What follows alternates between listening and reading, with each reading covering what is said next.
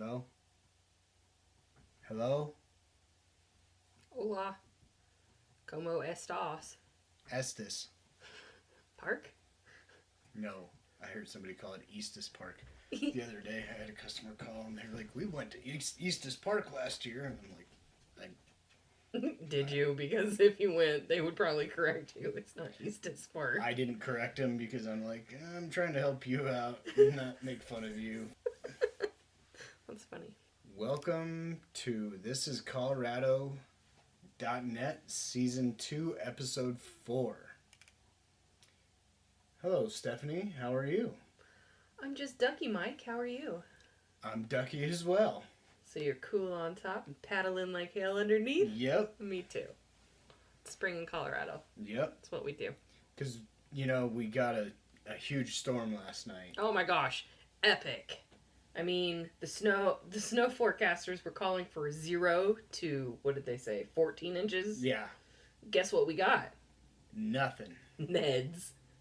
I'm telling you, to be a newscaster or weatherman in this state does not require any intelligence. Any form of accuracy, maybe. Exactly. So Cherry Creek called off school. Yeah. Douglas County called off school. Okay, on the north side of things, we got nothing. Yeah, and Greeley was sunny all day. Right? I feel like the Springs probably got maybe a couple inches, but nothing too bad. Yeah. I don't get it, but what's there to get? I don't know. It's Colorado weather. Colorado weather. So what you been up to, Mike? Finally got my tile on order. Oh, for your floor. Yeah. What's been going on with your tile?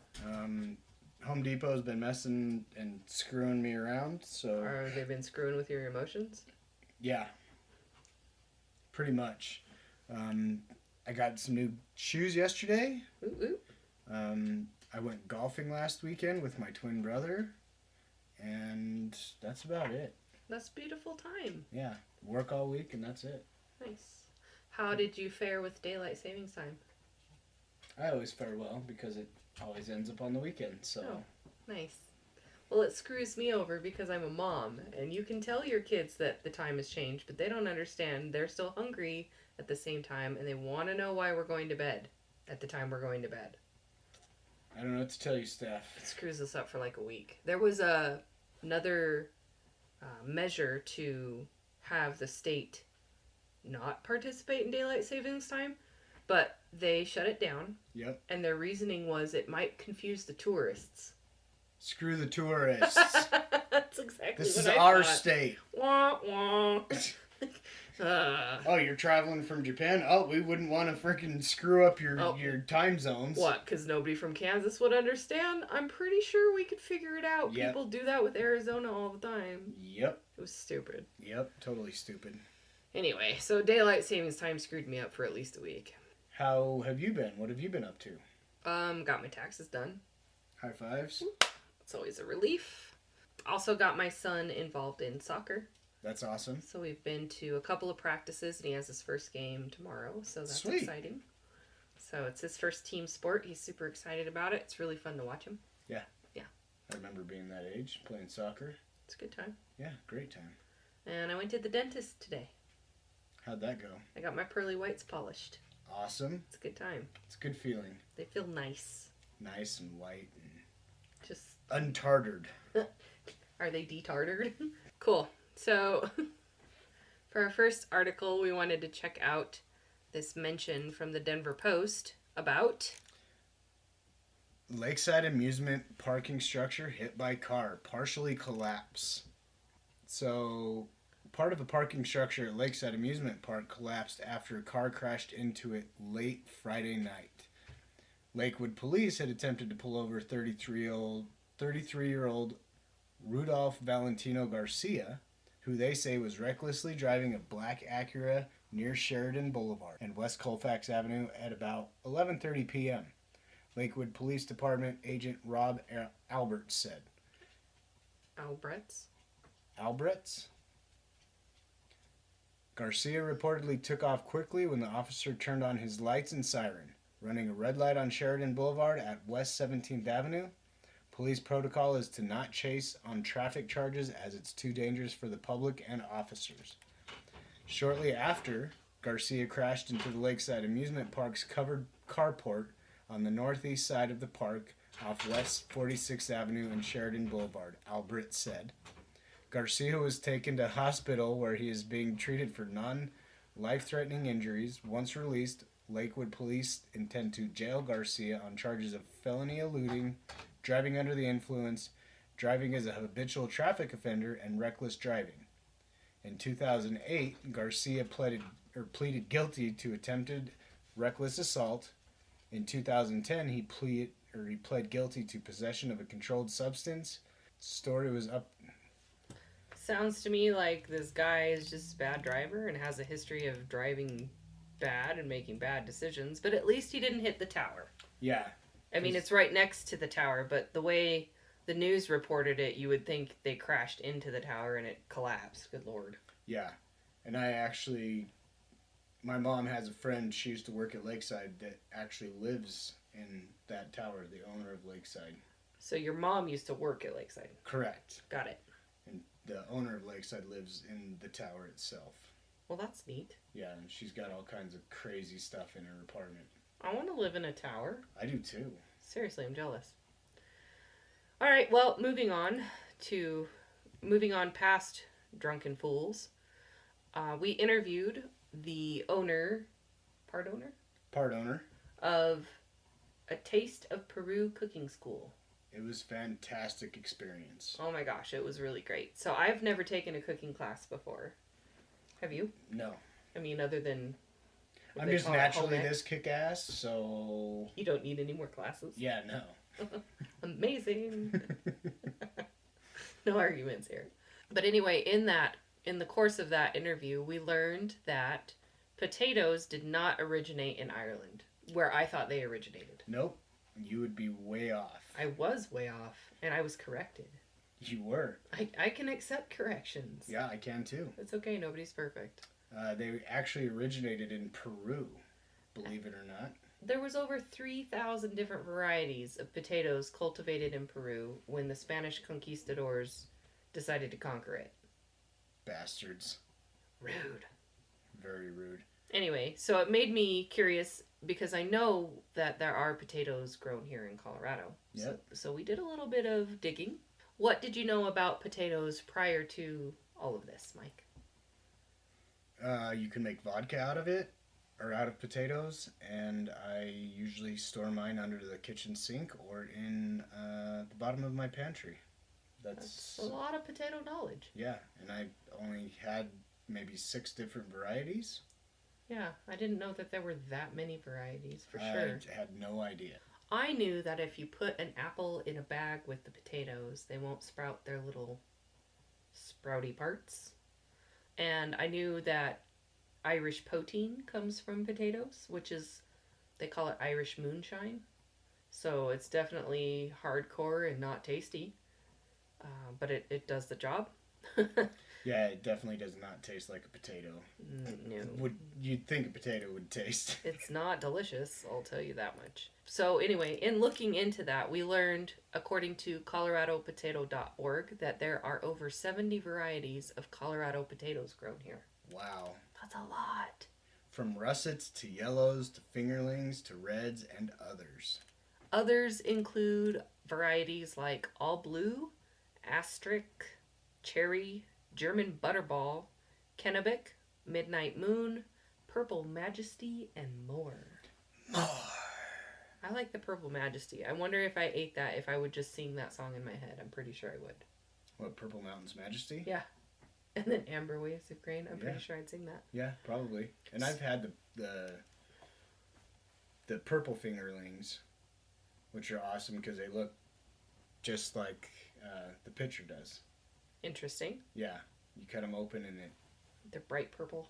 Bright purple, very vibrant colors. And it's not like a regular potato where it's just like white on the inside. It's got white, purple. It's pretty cool. That's neat. I had no idea that there were that many different kinds. So that was interesting to learn. Also, I had to look up how to pronounce Kennebec, but that's how you pronounce it.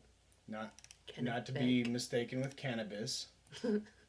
Cannabis potatoes. Give it time, it'll happen. I was intrigued by all this potato knowledge that I didn't have before. So then I found this website called potatogoodness.com. And it, again, confirms that in 1536, Spanish conquistadors conquered Peru, discovered the flavors of the potato, and carried them to Europe. Before the end of the 16th century, families of sailors began to cultivate potatoes along the Biscay coast of northern Spain. Sir Walter Raleigh introduced potatoes to Ireland in 1589 on the 40,000 acres of land near Cork. It took nearly 4 decades for the potatoes to spread to the rest of Europe.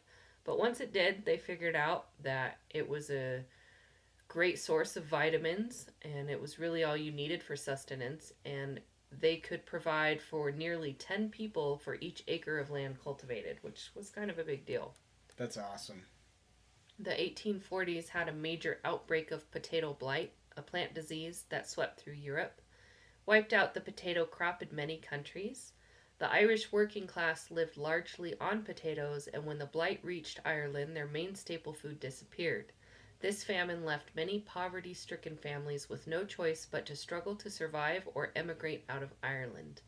Over the course of the famine, almost 1 million people died from starvation or disease. Another 1 million people left Ireland, mostly for Canada and the United States. So that's where that big influx of people comes from. And then during the Alaskan Klondike gold rush from 1897 to 1898, potatoes were practically worth their weight in gold because they were valued for their vitamin C. Gold was at the time more plentiful than nutritious food. Who would have thunk it? Who would have thought a potato was so valuable? Not me. Very interesting. Very. Right. Then it goes on to say that the Incas had many uses for potatoes other than dinner, and some of these were pretty interesting. Yeah, like placing raw slices on broken bones to promote healing. Sounds legit. Totally. I mean, when I was a kid, anytime I broke a bone, my mom's like, put a potato on it. No, she didn't. I know. Some of them carried potatoes to prevent rheumatism.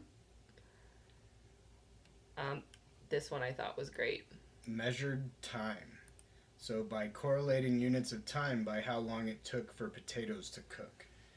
So they didn't have streetlights. How else were they supposed to know when to come home? Right? That starch starts filling the air of every neighborhood of cooking potatoes, and soup's on, get home. Yeah. You smell those potatoes are cooking, you know you're about to get dinner. You can also treat facial blemishes by washing your face daily with cool potato juice. How does one acquire potato juice? I don't know. I mean, you can't wring it out. Well, you can mash it and then squeeze it dry. I don't know. We'll dive into that in another episode. Clearly, it needs a whole episode. It's going to be bonus content for that one. Exactly. Treat frostbite or sunburn by applying raw grated potato or potato juice to the affected area. I wonder if that really does work. It makes sense for the sunburn, but I don't know about the frostbite. Yeah, I don't either. In Colorado, you could have both in the same day. Exactly. So, always keep a potato in your pocket. True story. Help a toothache by carrying a potato in your pocket. I don't know how much weight that one actually carries, but it's worth a try. So next time you have a toothache, just put a potato in your pocket. Yeah, see if it helps. Let us know how that goes. Good times. Good times. Yep. So we mentioned that we went to this cooking class. Which was awesome, by the way. Had a great time. With a great friend. Yeah. So Chris took the time to teach us how to prepare this meal. Yep. It was a beef stir fry, and it had these peppers in it that were just unbelievably tasty. So good. Spice, but so much flavor to them. Yeah, it was definitely interesting and not something that I had experienced before. Neither did I. Along with the fresh vegetables and the rice pyramids. Yes. That was really fun. I always wondered what those things were for, and now I know. You make rice food shapes with them. Fun with rice. Fun with rice. We also had gazpacho for an appetizer. Which was awesome. Oh my gosh, it was so delicious. Served with some homemade corn nuts. Yeah, not to be confused with the packaged kind, because these ones put those ones to shame. Yeah, these were huge kernels of corn.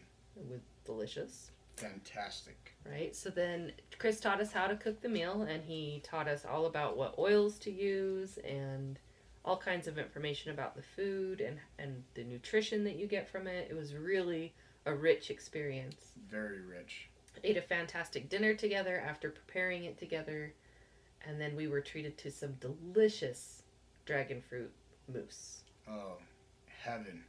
It was the dragon fruit, not to take anything away from the rest of the meal, but that meal truly was capped off by that mousse, that dessert. It was just perfect. It was fantastic. I wanted more and more and more. And to think, now we know how to cook all of that from start to finish. Yes. Good times. Life lessons. Well, with that, we hope you very much enjoy our interview with Chris, because we had a very good time with it. Very great time. Thanks for joining us today, Chris. Thanks for having me. Thanks for your delicious cooking, by the way. It was very delicious. Very delicious. Glad you enjoyed it. All right, so tell our listeners how you became a chef and a little bit about yourself. Well, first off, my name is Christopher Meese, 34 years old. I became a chef in 2013, and I graduated in 2014. A year after my diagnosis, my mother and I found a school that teaches nutritional health, and they train people to be personal nutritional chefs. So we went there. She went first, and then the year after I went. My mom has been making Peruvian food for as long as I can remember, and in the process of learning how to become chefs, we came up with the idea that we want to incorporate the Peruvian cuisine and Peruvian background that we come from into healthy cooking. Because a lot of it already is pretty healthy. Fresh ingredients, not just fresh ingredients, but just high quality ingredients. And that's how a lot of Peruvian cuisine is. We put those two things together and we came up with the name Taste of Peru Cooking School. We weren't looking to train people to become chefs, we were just looking to teach home cooks how to make better food. Okay. Everyone's family has a dish that mom and dad makes that everyone's like, oh my god, that's amazing, and so on and so forth, right? We want to help influence people because we believe that Peruvian food, in our opinion, Peruvian food is the best tasting food in the world. And we can say that from as much of a non-biased point of view as possible because we have tried a lot of food from a lot of different places. We've been able to travel a lot, which has been great. Very fortunate for that. But the Peruvian food just has a flavor to it. And for us, yes, it does come from our home, comes from the heart. And I think that's what makes the biggest difference in the flavor as well. So The soul put into it. Yeah. There's a dish in Peru called pollo a la brasa, which basically just means roasted chicken, like a rotisserie type of roasted chicken. But the way it's marinated is so...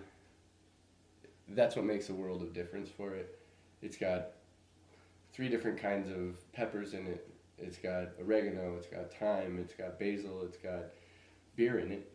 That's also part of the marinade process. But everyone who's tried Southern soul food, they're always like, "Oh, that's the best food in the world."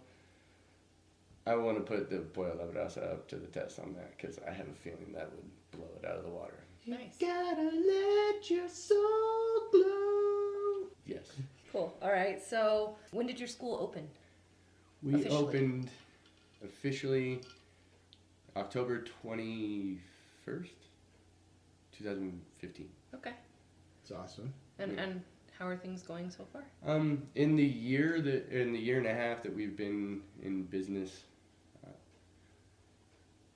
it's been evolving, like I'm guessing any business or any homegrown idea. When it started out a little slow, but we had a really awesome opening. The first couple of months we were getting a lot of classes, and then in the middle of, like, in the first couple of months of 2016, our classes really kind of dipped down, and we were only having like 1 or 2 classes a week at that point. But still, for a brand new business, that's really good. Right. But then it started kind of dying down. We were trying to find other things to do.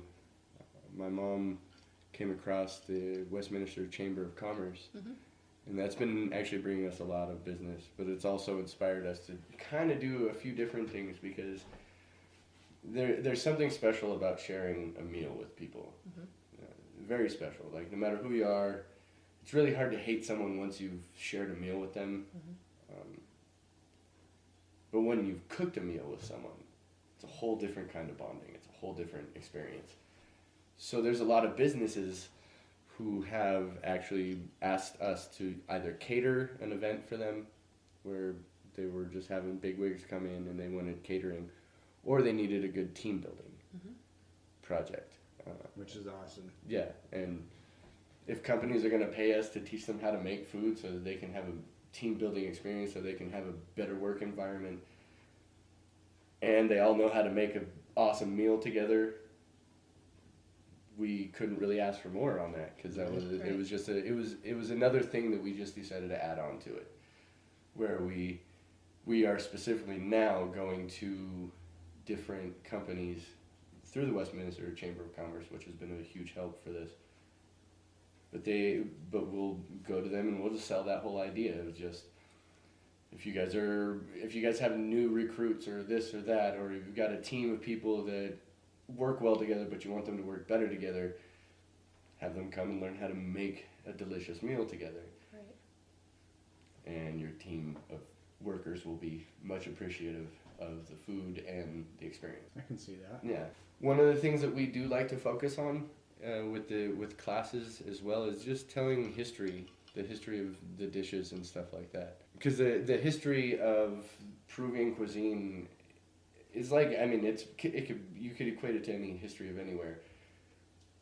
But it first starts out with the Andean people, the Incas, and the Incas actually. The world now has potatoes the way we do because of when the Spaniards came and found the Incas. They had cultivated 3,000 different kinds of potatoes. Wow, that's impressive. Yeah. And then they took those potatoes, some of them, only like, I think it was only 2 or 3 of the species of potatoes that were grown. They looked at it as pig food, poor food. Like, they didn't see it as something as great as we see it now. Everyone loves potatoes now. Yeah, who the hell doesn't? Yeah. But they brought those to Europe. They spread around Europe. Then there was a blight that hit potatoes in South America first, but they were still shipping them out because they were like, screw the Spaniards, we're going to give them the crappy ones. So that's how that blight started. That's really interesting. Yeah. So we have potatoes now the way that we do. And when I've been to Peru, the few times I've been there, out of the 3,000 different varieties of potato, I've had maybe 8 or 9. And most people know of like 4 or 5.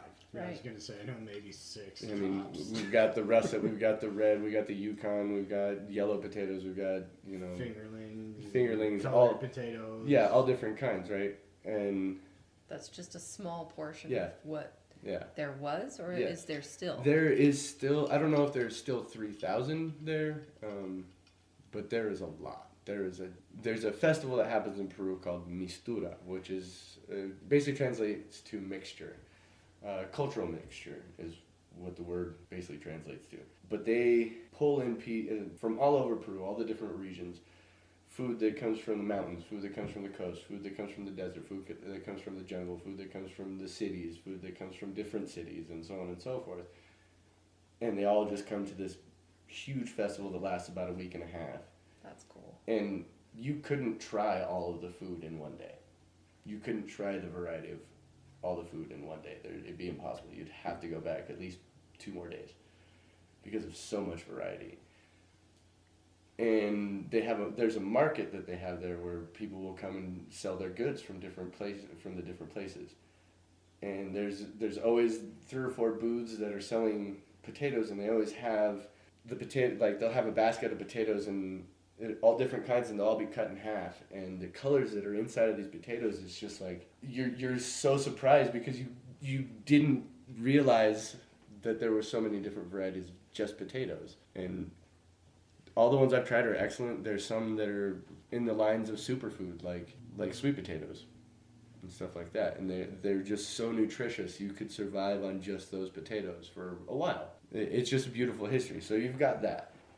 You've got the potatoes. You've got quinoa. You've got many other fruits and vegetables that come from Peru.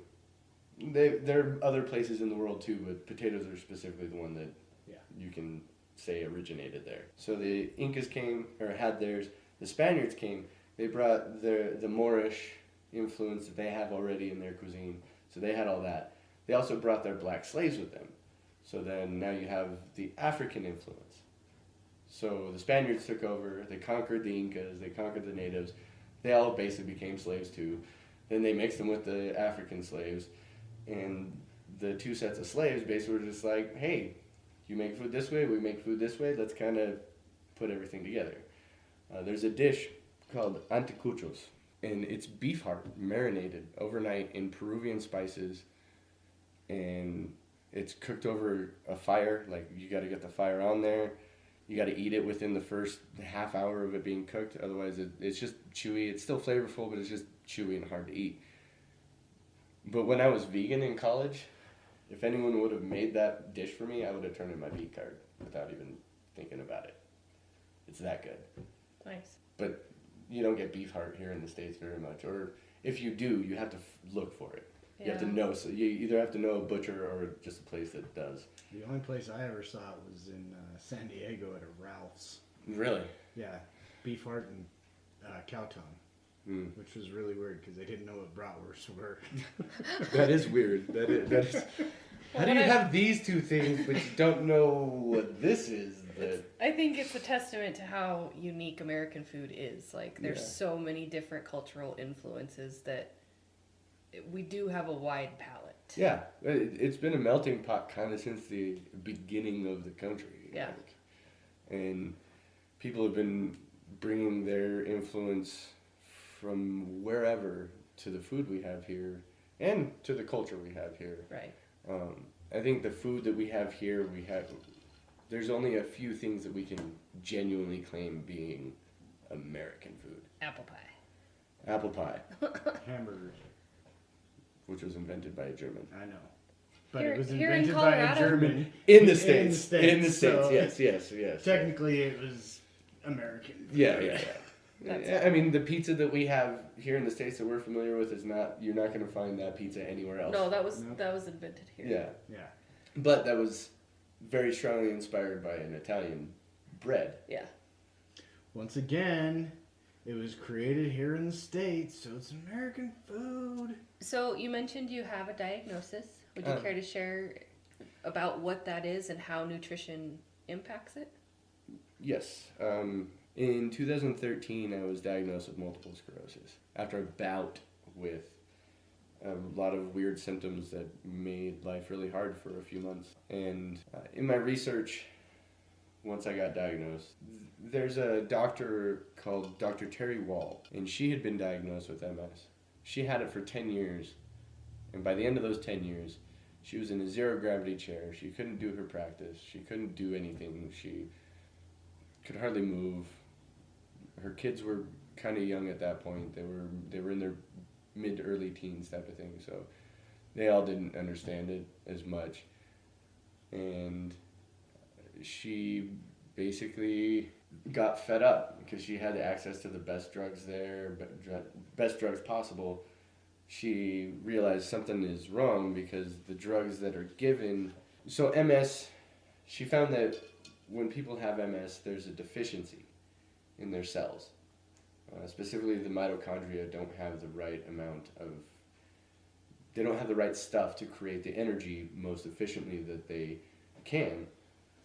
And if your cells can't recreate themselves, or when they recreate themselves, they don't, or they lack the necessary parts to creating themselves better, that these drugs weren't providing the cells with that. They were just basically putting a Band-Aid over Mitigating mitigating symptoms symptoms and stuff like that. Instead of treating the disease itself. So she found that her cells, particularly because she was the only person she had to study on at the moment, they were missing very important parts. Like there was a huge lack of vitamin B, vitamin C, vitamin E, vitamin A, proteins, and the amino acids that make up the right proteins for the cells to create themselves. Base material. Yeah, base material. There was just a lack.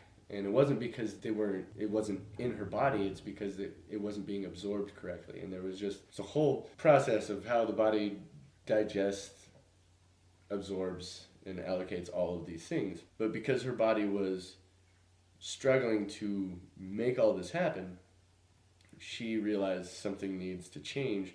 So she started to eat organic foods and copious amounts of fruits and vegetables. The more colors, the better. And the meats that she was eating were the best sourced meats that she could find. Grass-fed beef, fresh wild-caught salmon, and stuff like that. Pasture-raised. Pasture-raised, like all of it. Like it, all the stuff that everyone makes fun of hippies for. Right. Right?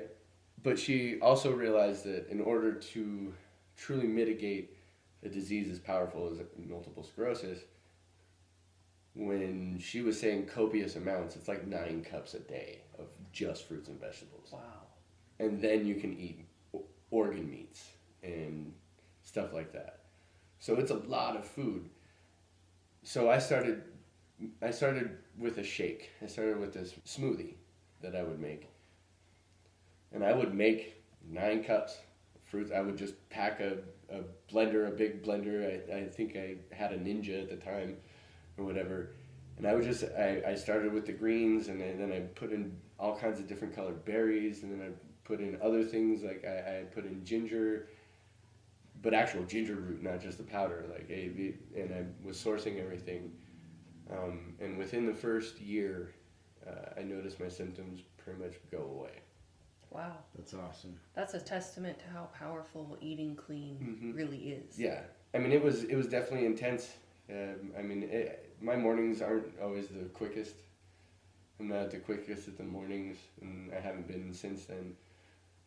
I don't struggle with too many symptoms at all anymore, but the symptoms that I was having before, I wouldn't be able to do what I'm doing now if I was still going through those. That's amazing. So, yeah, just in my research, that's what I found. I put it to the test. I'm here to talk about it. I'm working construction now as well, just to help pay bills and stuff like that. And it's like I don't feel my symptoms. I don't feel as weak as I did. I feel better. Good. I don't know if I'm cured. I don't think I am. I'm probably gonna walk with this for a long time, but the point is you're walking. Exactly. Cool. What is your favorite class to teach, Chris? My favorite class to teach. I'm going to answer that by talking about the favorite part of my classes that I teach, because I'm so familiar with all this food, all this Peruvian cuisine. I mean, I love ceviche or tiradito, which is it's a different form of ceviche. It's just a different style. But I like being able to tell people that. That's my favorite part. Being able to say, oh, this is just like this dish, but here's the differences, and here's where the influence comes from. Like ceviche, it's a very Japanese-inspired dish. It's basically sushi, just marinated in lime juice, and delicious. That's cool. As well as sushi, Yeah. But it's just my favorite aspect of the class is teaching the history and teaching the influence of where the foods came from and how they're inspired, and then being able to also step in and talk about how, like, eating the fish, we all know about omega-3 and so on and so forth and how important that is, and being able to explain that. Peruvian food has a lot of onions, and being able to explain the awesomeness of onions. The vitamin C content is ridiculous. Yes. I just like onions. Yeah, onions taste amazing, and onions are a great source of sulfur, which is interesting. And the body needs sulfur to do certain things in the body. Garlic also has that. And garlic is it's an amazing superfood that just can help out with so much. Yeah. And Just it also knowing all that. Yeah, and it being able to give those little bits of information. And I mean, I'm by no means an expert in the nutritional aspect of all the food. I am familiar with it, and I do study it, and I do like to know it, but it's...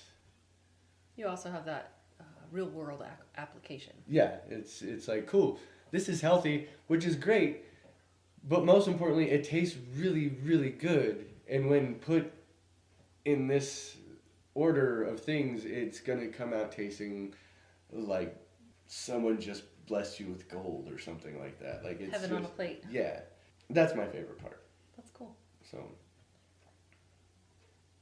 It's my favorite part too of this evening. yeah, Learning. yeah, just learning a little bit about the food and so on and so forth. Do you have an average class? Like, is there certain characteristics that your classes, or are your students varied? They do definitely vary. I mean, we've had old couples coming in who are in their 60s and 70s who've been cooking for years. We've had chefs who've been cooking for years. We've had people who've never learned the proper cutting techniques so they don't chop off their fingers, which is another part of the classes that I like, is being able to be like, all right, so there's a particular way you want to hold your knife, and there's a particular way you want to hold your ingredients that you're cutting with it, because if you do it a different way and you got this finger here and you're doing this and your fingers are out like this, you're really doing a disservice to yourself, because knives are dangerous. It doesn't matter. They cut, and that's all they do. And so you don't want to put something in the way of that line of cutting that you want to keep. Right. Being able to teach them that. But then there's the chefs who've been here, and there's other people who've been here who have learned these things. So I mean, we get a wide range of people, from newbies to professionals. I think it's every second Friday. It's girls' night out. My mom runs a class. It's just women can learn how to cook. The third Thursday, it's singles night. Whoever can show up, type of thing. But if you got a partner, come on another night where we have partners' night, type of thing. And it's just different aspects, different things where we're starting to venture into different parts of humandom. Humandom. I like that. What is your favorite dish to prepare and eat? Not necessarily, it doesn't have to be Peruvian. Yeah. Just in general. Like, what's a favorite dish that it's a go-to dish? Yeah. It is a Peruvian dish, but it's called arroz al cubano, which means Cuban rice. But in Cuba, they don't do it the way that we do it in Peru. But it's just fried egg, fried banana over rice. Interesting. And it sounds real simple, and you're like, oh, I've never had a fried banana. It sounds really weird. With a fried egg and rice. I'm not kidding you. I've given it's the best hangover meal you're gonna ever get. It's good for breakfast, lunch, or dinner. It's simple. It's fried egg, fried banana over rice. Wow. Could you substitute that banana with the plantain? Yeah, and when I was in Nicaragua, we didn't have bananas too much, and so a lot of time it was plantains, or other types of in the same family of banana and plantains. And it was all really good. There's something about the banana that just has a different kind of flavor. And fried plantains it's a little different to fried plantain. Yeah. They're generally a little tougher, a little more starchy, and so on and Yeah. so forth. But you can still do it, and it still comes out delicious. But the fried egg, you gotta have the yolk. That's the one part of it. You gotta have that good, beautiful yellow runny yolk. I wouldn't eat an egg otherwise. Neither would I. I'm a big fan of eggs. Mm-hmm. So this is going to go way back, but do you remember that time you were a wasp? I still have a flyer in my house somewhere. That's awesome. Yes, I do remember when I was a wasp. I remember that play very specifically. I had one line, that I said 5 different ways, 5 different times, "Oh baby," was all I said. I'll give a quick little synopsis of said story. The play was called Mating Habits. It was written by a lady named Pamela Mencher, sorry. She was the head of the theater department and performing arts department at Red Rocks Community College. The story basically was, everyone knows that when wasps mate, the male wasp dies after the mating because they lose their stinger. I wouldn't want to be a wasp. No, neither would I. So, originally, the play was written for like a Fred Astaire type of wasp who comes in, and then there's these 2 queen wasps. So it's a drone wasp, and then these 2 queen wasps come in, and they're both attracted because they want to mate, but then they notice that the other one is there too, and so they start fighting. And the character, the way it was changed for me is I'm much more of a John Belushi. I'm not much of a Fred Astaire.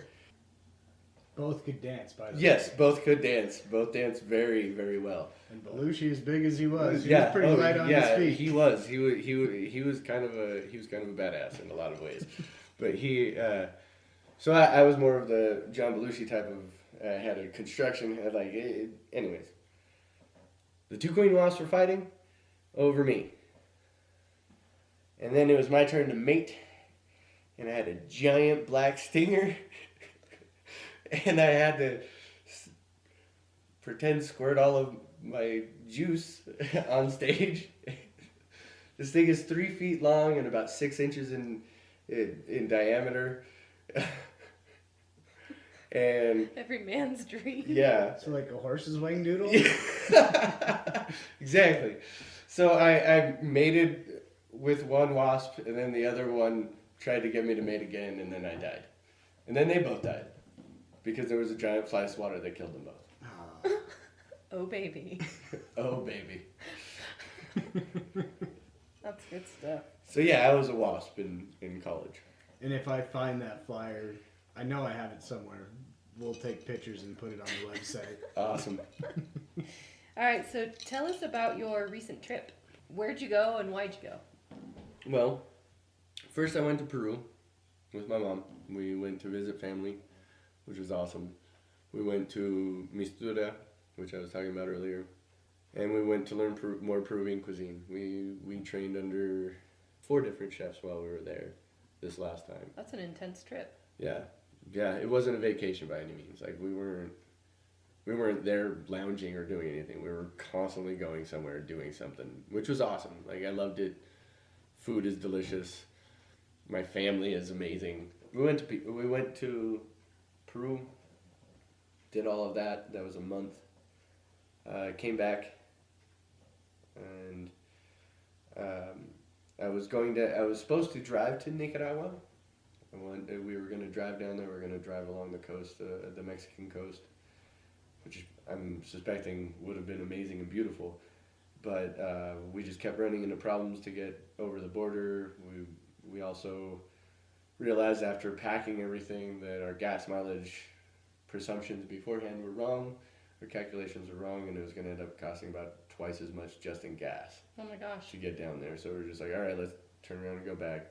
So I flew down to Nicaragua with my dog, and we were teaching English through the arts. Oh, that's awesome. Yeah. So I went to college for dance and performing arts, and I was going down there to teach English through the arts. And it was a great time. I was on an island in the middle of Lake Nicaragua called Ometepe. I think it's only like 150 square kilometers. It's not big by any means, but the people there are amazing. It's basically like a little paradise because you're on an island and walk in any direction, and eventually you're going to run into a beach. Nice. But it was a lot of work. Teaching English to poor kids through dance. It's just difficult. I mean, or at least I found it difficult. I also found it wasn't my calling. My calling is not to be a teacher of children.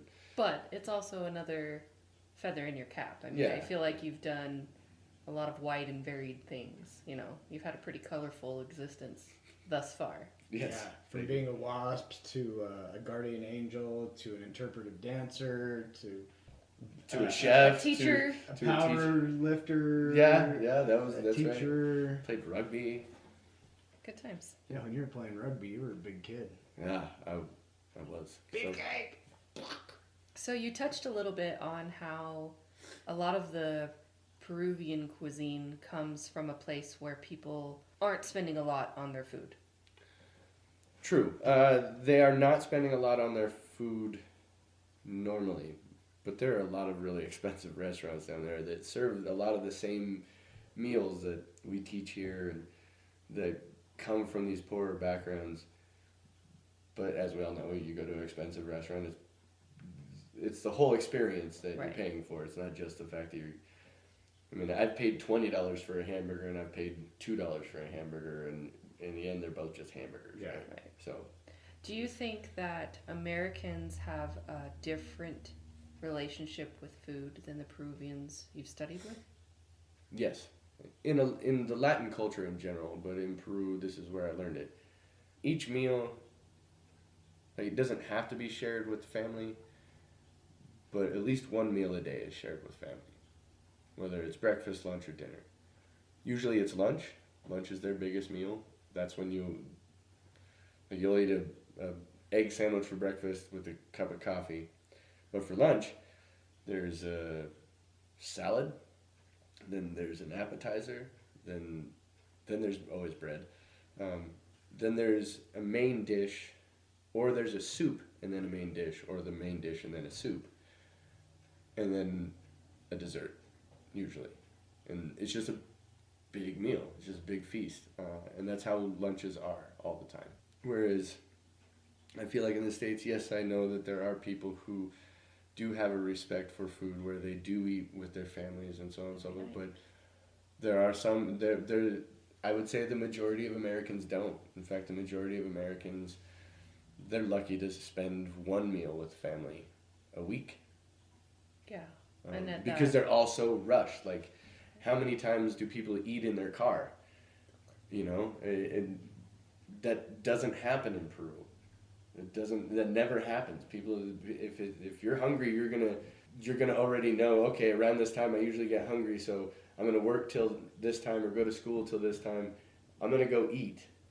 I'm gonna take a break and let my food digest, and then I'm gonna go back to work or whatever else I'm doing, or so on and so forth. Whereas here, I'm gonna wake up, inhale something. Of questionable food Yeah, quality. of questionable food quality, probably that I threw in the microwave.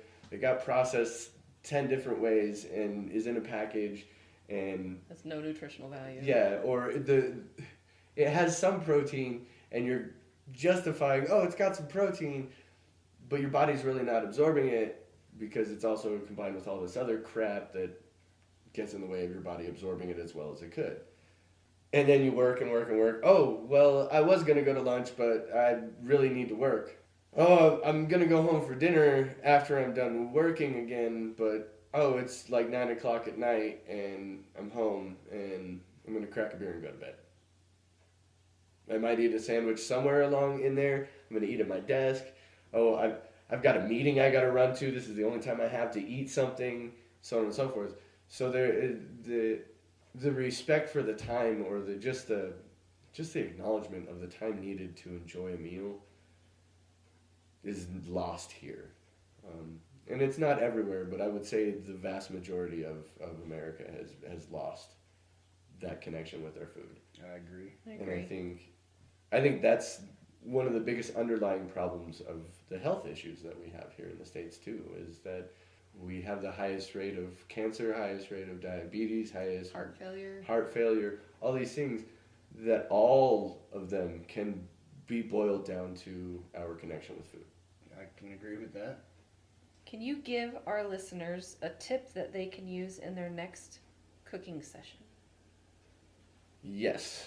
So a lot of people, when they're trying to make healthy choices and stuff, they start using olive oil, and they're like, yeah, I'm using olive oil, which is great.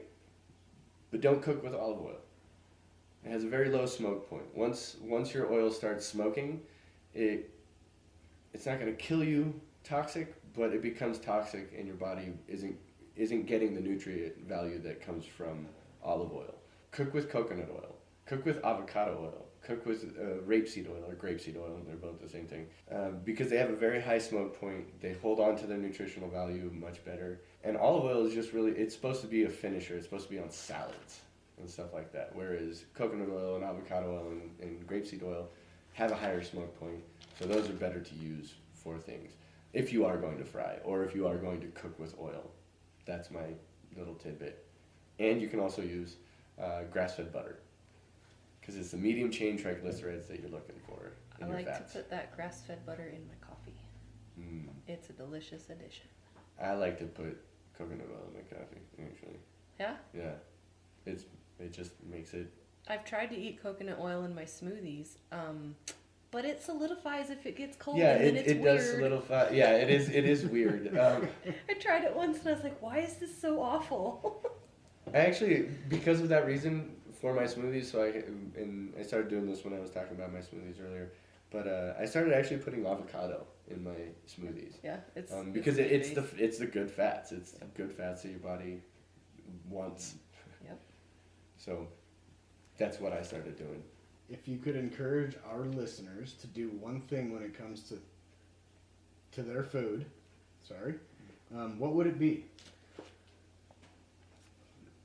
Stop buying things that come in a package.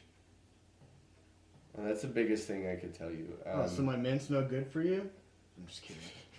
Yeah, but that mint was picked and then put in the package, whereas most things are processed and then put in a package. I mean, obviously, there are a lot of things that, like the mint and other things that do come in a package because the laws are that they can't be served out fresh. But when I mean don't buy things that come in a package, it's the things that come in a package that are inside of another package, and then there's directions on how to cook it. And then there's this barcode. And the ingredient list is really long. And not that that's a bad thing necessarily, but a lot of the time, a lot of those extra things are just fillers, and your body is not going to process them. And it's not going to it's not going to absorb what little nutrients are left in the food that has been processed, because your body is trying to process everything else that's in there, and your body misses a lot of it. I couldn't agree more. I heard on one of the other shows I listen to regularly that if whatever this food is doesn't come from a tree or a bush or a root, you probably shouldn't eat it. So there, for example, there's not a donut tree. Yeah. There's not a drive-through tree. There's not a cereal tree. Yeah. None of those things are natural foods. Your body really doesn't know what to do with all that stuff. Eat real food. Yeah. Real food. And there's a lot of things out there that claim to be real food, but there's this whole controversy with it says it's natural. Well, and that, like, there's Define natural. We all understand this controversy, but how about we take the cynical blindfolders off for just a second and go ahead and look at it and say, okay, am I eating blueberries from a blueberry bush, or am I eating a donut? Which one is natural? Well, technically they're both natural, but which one is actually going to have nutrient content? Which one is actually going to give your body good energy? Which one is going to actually be absorbed by your body? I'm going to say the donut. I mean, that donut might fill your belly for a while, but that's about all it Hey, fills. you know what? And that donut is going to have some carbohydrates, and you're going to be able to have some energy. But then when that donut is no longer there, or when those carbohydrates are no longer there, then you go on this crazy crash, and now you're all of a sudden like, oh, I need something else. And then you feel empty already because those carbs were technically empty carbs, because they didn't have any nutrient value behind the carbohydrates. There was no fiber in there, so on top of that, your body just had this whole experience where it took in all these carbohydrates, it took in all these sugars, and then your insulin level just rose because it's trying to draw all the sugar into the cells, but because it's empty and doesn't really have anything other than just the carbohydrate, now all of a sudden your cell is deficient, and your mitochondria, which give your cells energy to do everything, is now running on fumes because it just doesn't have the nutrients that blueberries have to give to your body the things it needs. So when you eat fruits and it has the fiber in there, it slows down your insulin level. It slows down the amount of sugar that is released, and the insulin levels aren't going to start skyrocketing and bouncing, and all of a sudden you don't have diabetes. Yeah. Because you were eating foods that came from Mother Earth. Like you're eating genuine sugars that have fiber and nutrients and all, and the day they make a donut that has the same value as a bunch of blueberries or strawberries is the day that maybe we figured out how to do things better. But I don't see that happening because we're in a capitalistic, money-driven society. Not that capitalism is bad, but it drives and opens for all this shit that we have now. Well, is there anything that you would like to share that we haven't touched on? In all of my travels and everything that I have done, all the people I've met, I think the most important thing that I've learned is that we as human beings need to learn how to celebrate our differences and recognize where we're not different. And in that chasm of thought, we can start getting rid of a lot of the things that separate us. That's deep, man. I have my moments. It's deep. Right on, Chris. Well, this has been really awesome. Thank Yeah. you for your time. Thank you for the delicious meal tonight. You're Yes, very it was welcome. so good. Yeah, awesome, cool. I'm glad you guys And enjoyed it. colorful. And colorful. And Nutrient dense. Yes. Even. yes, Very. yes. Thank you for having us, and thank you for being on our podcast. It means a Awesome. lot to Thanks us. for having me on the podcast. It's good to see you guys. Likewise, buddy. Well, we hope that you all enjoyed that interview as much as we did. Yeah, it was a lot of fun, and it was a fantastic experience for both of us. Definitely encourage you to give it a try yourself. Like Chris said, there's singles nights, there's couples nights, there's girls nights, there's corporate event types of things. They cater to all of those different groups of people. Yeah, There's no reason why you shouldn't go. yeah, no reason whatsoever. So get your butts there and go take a cooking class. Taste of Peru. Cooking school. Word. So what did we learn, Mike? People who drive drunk are dumb. Call an Uber. Seriously, this is the 21st century. Get over yourself. Yep. We also learned that if you put an apple in a bag of potatoes, it will keep your potatoes from growing sprouts. Source is Stephanie. Potatoes originated in Peru. The Spanish conquistadors exported them and introduced them to the rest of the world. And cooking healthy, nutritious food is a fun way to bond with people. Very fun. True story. Yeah. Well, we have one last thing we wanted to share, and we came across this quiz that we couldn't quite figure out. Yeah, it took me typing the answers up to realize exactly what it was. So we'll see if you guys get these right. And if you can figure it out, let us know. Yeah, because you're going to slap your forehead and be like, duh. 79% of people don't know opposite words for the following. The first word is always. Second word is coming. Third is from. 4 is take. 5 is me. 6 is down. So if you can figure out what the opposites of those words are, you were smarter than 79% of the rest of the population. Give us a shout out on Facebook. Yeah. Or send us an email. Yeah. If you figure it out, let us know. Right on. Well, thanks for joining us, everyone. Thanks again, and we'll be talking to you soon. Catch you later. Goodbye. This is Colorado.net, helping you create a day to remember. We are always interested in what you, the listeners, have to say. If you'd like to share your experiences, adventures, destinations, unique Colorado eats, or people causing positive change who are passionate about what they do, tell us more at thisiscolorado.net or leave us a message at 720-733-1231 and we might feature it on an upcoming episode. When you do what you've always done, you'll get what you always got. If you found value in this episode, do us a favor and tell a friend. Completing our listener survey is a great way to give us feedback.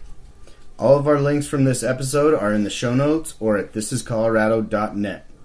From one Coloradan to the next, this is Mike and Steph saying, keep it colorful, Colorado.